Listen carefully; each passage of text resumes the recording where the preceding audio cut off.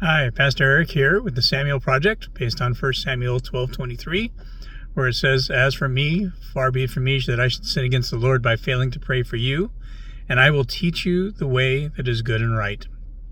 Today, I was reflecting on another episode in Daniel's life in the Old Testament, and it was the concept of that comes out of his character when he is dealing with the handwriting on the wall. And you remember he's called into the king because the king had had a huge party, and all of a sudden this hand appears and starts writing on the wall.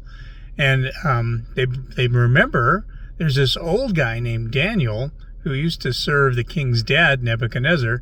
And so the queen says, why don't we go get him and see what he's got to say? And what is fascinating about that is that Daniel comes in and he is gracious with this younger king who has taken over the kingdom and is throwing a lavish party for himself in the middle of a siege. The armies of Cyrus are coming down to conquer. And as a matter of fact, that is the whole point of the story, is that he interprets it and says, you've been weighed and found wanting, and God's going to tear down your kingdom. And we're told that very night that they came and they took over the kingdom of Babylon, the Medes and the Persians.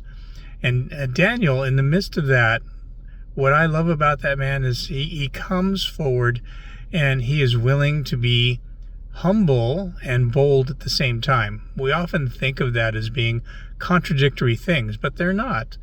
A humble person is able to present information, even hard things, but in a kind and gracious way.